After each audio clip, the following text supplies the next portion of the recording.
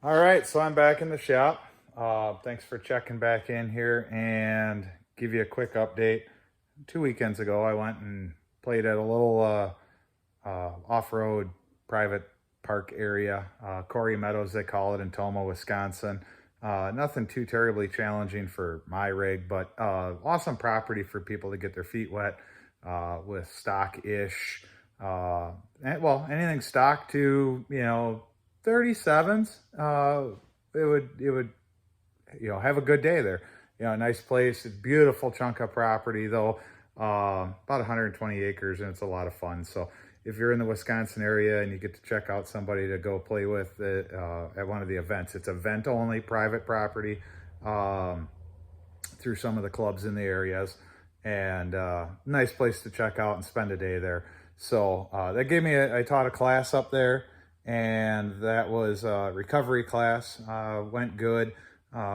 This year we didn't have any unexpected recoveries. We staged some recoveries and had a few hours of class time on the how-tos and what not to do's, and that was all perceived well. So hopefully anybody that joined in that class that might watch this video enjoyed it and gained something out of it.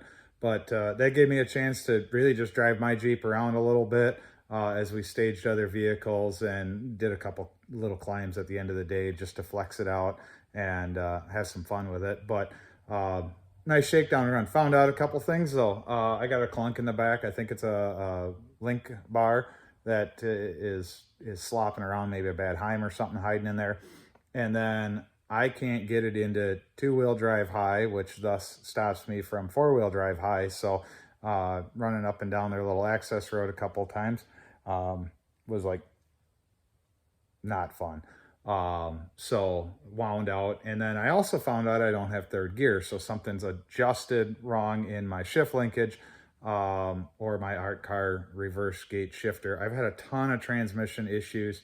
Hopefully I got all the leaks fixed. The skid plates don't have any oil in them and things like that this time. So thank God it's not leaking, but I got a shift cable adjustment issue. I'm hoping either that or I got to grind out a window in the bottom of the art car shifter. So, but tonight I was, playing with the thing a little bit, adjusting the shifters, and I'll show you what I ended up doing. So when I did the floor pans, I built this giant access panel. This is a blessing. I figured it would be handy in case I ever had a linkage failure, transfer case issue, and I could just go in there with a pry bar and pop one of the rails one way or the other. That's the rear axle, this is the front axle. But I have a bottoming out issue, or I had, where when this guy here, let's try and get a decent video. This is something I didn't notice when it was on the floor, but that's neutral. And then when this guy was coming back, it was hitting, we gotta go this way, that way. It was hitting right here between the stainless bar of the JB Fab shifters and the end of this shift rail. So adjusted the linkages, and it was also bottoming out. You can't really see down in there, but this is the Heim right here that goes to the underside of that JB Fab linkage. It was bottoming out there, so I just needed to stack a washer. I still got to tighten that up, jam nut. So, but yeah, unscrewed a panel, slid it out of the way, made shifter adjustments. So I'd say anybody building a buggy, Jeep of any sort, if you can gain access to that stuff, do it. Do it now. I'll actually have, if I really wanted to get frisky, I could get in here and access the shifters from the other side or on the transmission, but I actually got good access there. So that'll be the next step.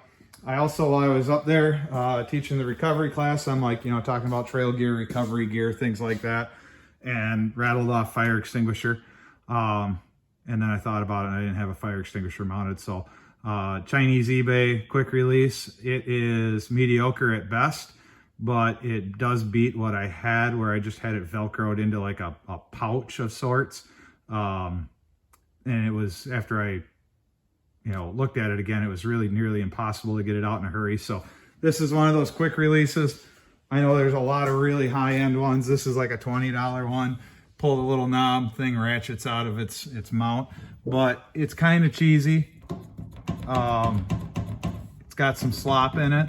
I'm assuming that the nicer units on the market don't have slop, but quick and easy to mount. Maybe I jam some rubber in it to shut it up if it irritates me. So, and then I got the license plate nailed on in the back. I got the window sticker, or the new sticker for it here coming. And now she'd be a little bit more road legal. But for a quick little shakedown run, everything went good. 2 weeks from now, or actually Memorial Weekend, I'm gonna shoot up. We're gonna do a quick little camping and then a family event up north. Throw some 37s on it and go to the Village of Tigerton, little off-road park up there. That's where we started getting our feet wet again a couple of years ago. So that'll be a nice little shakedown run, and then it's off to the Badlands for, I think, the Badlands Bash and the Ultra 4 race. Got a little more tune-up work to do prior to then. Hopefully get a few miles on it, just shaking it down around the neighborhood. See what she does. So thanks for checking in, watching. Like, share, subscribe. If I find anything interesting with that shifter, if I got to grind out the bottom of that art car shifter, I'll post up what I ended up doing there. When I was in the transmission, I had to bend the shift comb all over the place to get that actually working right. Again, nightmare transmission. I haven't had much luck with this thing. So hopefully it's just a matter of grinding the shift rails out of the shifter, or just stretch the cable a little bit or shrink the cable, whichever way it needs to go, and get that thing hitting third gear. So again, thanks for checking in. Like, share, subscribe. Till next time.